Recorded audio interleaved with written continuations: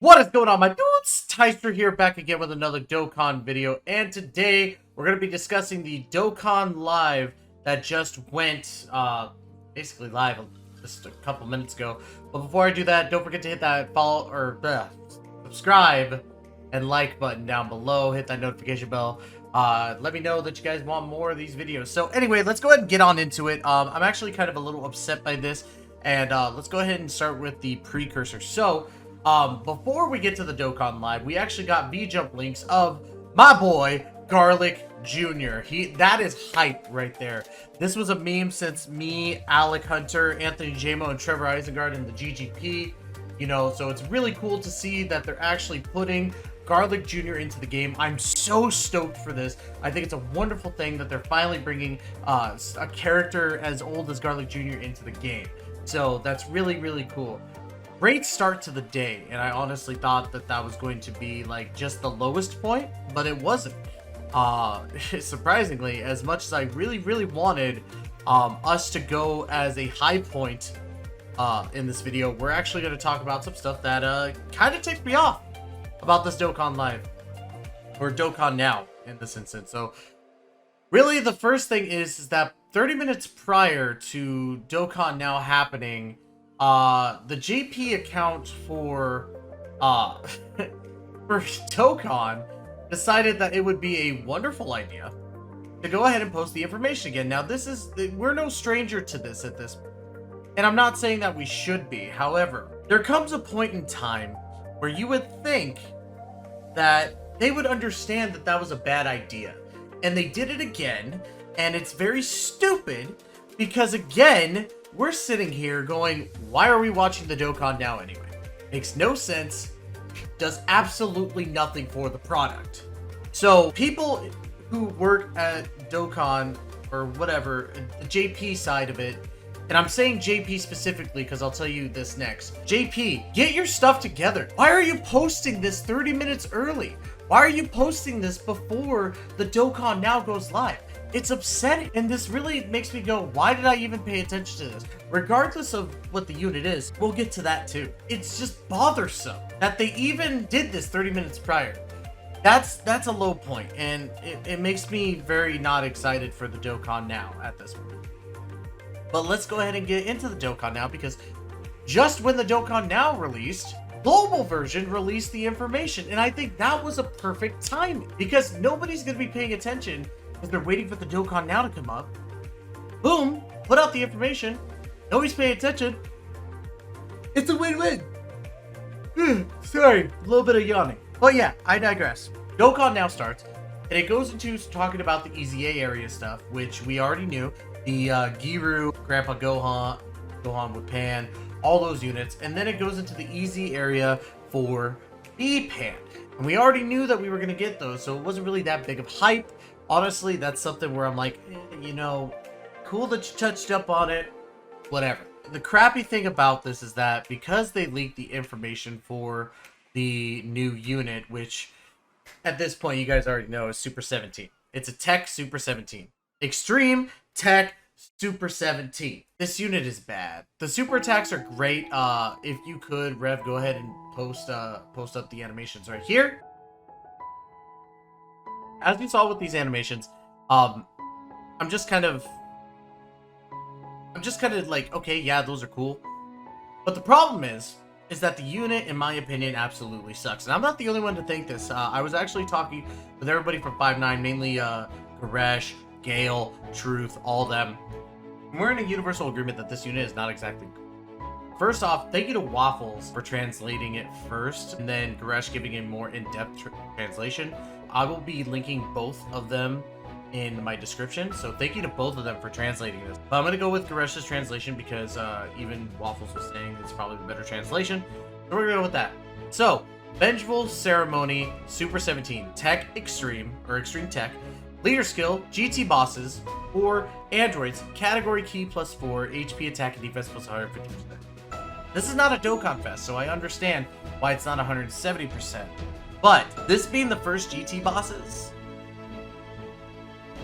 man, bummer. Super attacks Hellstorm, raises attack for 1 turn and causes colossal damage and lowers defense. Lowering defense now in the game does absolutely nothing for Dokkan. I hate to be that guy. It does nothing. It absolutely does nothing. I would have much rather had lowers attack. Hell's Execution. Causes make colossal damage and greatly lowers defense. Again, does nothing. Come on, Dokkan. Okay, passive. Perfect interval. Attack defense plus 170%. Gain additional attack defense plus 70% per android's category ally attacking in the same turn other than this character. Gain additional attack defense plus 70% per target Goku character ally attacking in the same turn other than the character. Gain additional attack plus 70% and damage reduction plus 70% after receiving attack from the end of that turn for 3 turns. High chance to gain ki plus 1 whenever an attack is received, up to plus 7. Shocking Death Ball, which is the active skill, able to be used once this character is hit 7 times or more during battle. Causes ultimate damage to the enemy and lowers attack and defense. Sorry, this unit is just so boring. Attack and defense by 17% for 1 turn.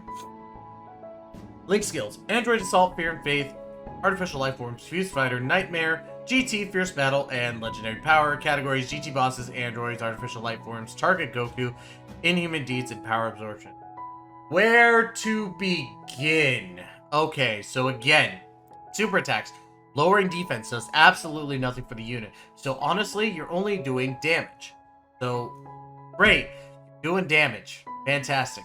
Now, the thing that ticks me off about this unit, going through his passive, it's all good for the most part until you get to the gain additional attack plus 17% and damage reduction plus 17% after receiving an attack from the end of that turn for 3 turns. Now, one, you're getting that damage reduction at the end of the freaking turn.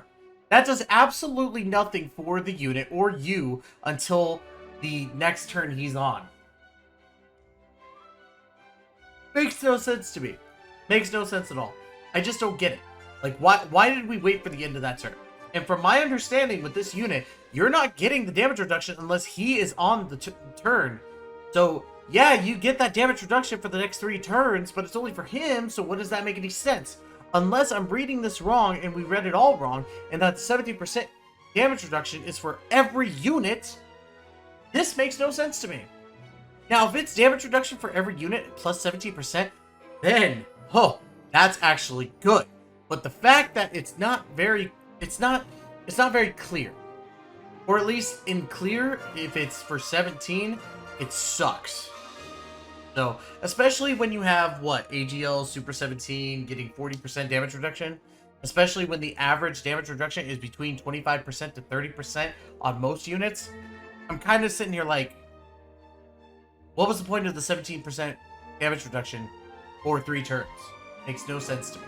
And then you make a gamble on the ki plus 1 whenever you receive an attack. You could get it, but high chance is usually 50%.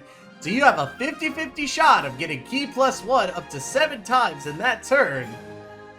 Which doesn't make any sense to me. Why?